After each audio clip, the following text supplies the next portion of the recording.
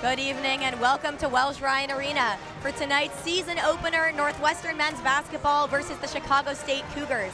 I'm Perri Kitei alongside Trey Demps, and we could not be more excited that basketball season is back.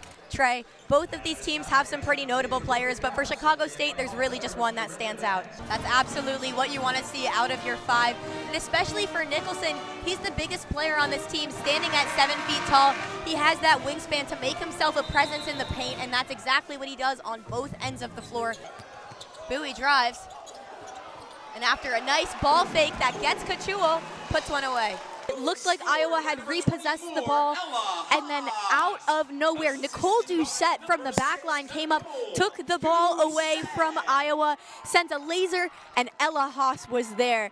And that is the type of offensive aggression this Northwestern team needs to get back in the game. He has Claggett racing towards the sideline. Claggett in the box, sends across to Weiss. Weiss, is he gonna take a shot? No. Yes, he will. Oh wow. My gosh, what a goal from Justin Weiss. Wow. Falling back on his feet, manages to get under the ball and send it into the upper 90.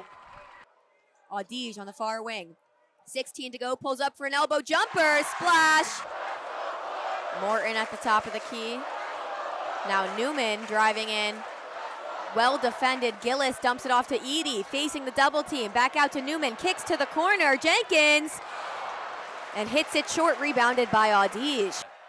Barry misses another three, rebounded by Bowie.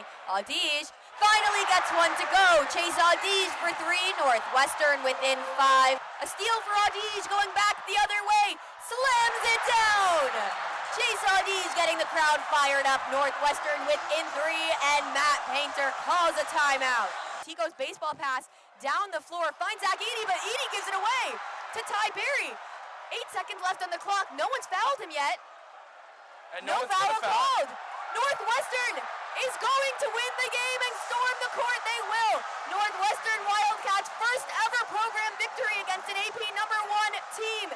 They had nothing to lose and everything to win in this game, and when they did, the Wildcats upset the Boilermakers. Big swing from Rudd, and just like that, it goes off of Welsh Ryan Arena. Home run for Jordan Rudd around the bases. 2 more runs plated for the Northwestern Wildcats. They lead 7-0. Bridget Donahue goes yard on the first pitch of her at-bat, just her second hit of her college career. Saborski rips it into right field. Robinson scores. Saborski safely on first. Base hit for her, ties Northwestern's program record for runs in a game, and they're not done yet. It's 22-3 looking, and Supley sends it into right field. That's a program record for the Wildcats. The payoff pitch. Calarco takes inside for ball 4, and the Wildcats have a runner in scoring position. And Markinson is hit on Constantina's first pitch of the at-bat. Load the bases, Northwestern. It's Cooper Ford's moment. 2 outs, bases loaded, down 1, takes the first pitch straight. Ford hits it deep, and that's going to drop. The tying run scores. The winning run is coming to the plate. And Andrew Pinkston scores. Cooper Ford walks it off for the Wildcats. A comeback victory in the bottom of the 9th. And Northwestern stays undefeated at home.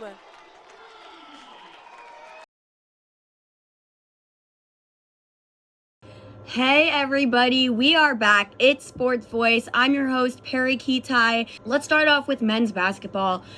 You know, I wrote this prompt before they just beat Wisconsin in a really close game, which is rare. And I originally wrote, we've reached the part of the season where the Cats have historically tanked, dashing the hopes any of us might have had about a possible tournament run. However, we shall see. And we saw them win versus Wisconsin. So what are your takeaways from that win today? When it was tied at halftime, or 1-point game at halftime, they lost by 16 and 17 points with absolute collapses, both defensively and offensively in the second half. So I wanted to ask you guys, really what happened? Do you think they made the necessary adjustments today? And what adjustments do they have to make going forward as well? And the women's team got their first conference win of the season today. I had the privilege of being there on the call in Wisconsin. My first ever women's basketball road trip, and it ended in a W. The W of Wisconsin, you could say. So moving on to our regularly scheduled segment, Two Truths and a Lie. We love to do a theme related to the world of sports happening right now. This weekend was the NFL Pro Bowl. First time they ever did a flag football game. I saw some highlights. They looked pretty fun. Can't say I turned it on television, but maybe that's because I don't have cable TV. There would be a lot of backlash if they didn't cancel the game and if they forced the players to go on and play in that state. So those are just a little bit of my thoughts about it. I'm so happy to see Damar Hamlin recovering with honestly such speed and so impressively in such a short period of time. It's really a credit to the medical staff, Raghav, as you were saying, of all of these teams.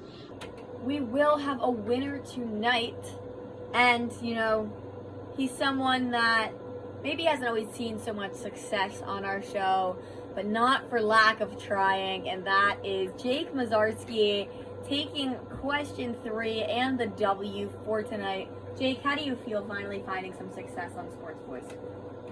I'm in tears. I'd like to thank my fans. It feels pretty good to get on here and get a win because I've made a fool of myself on SportsVoice in the past.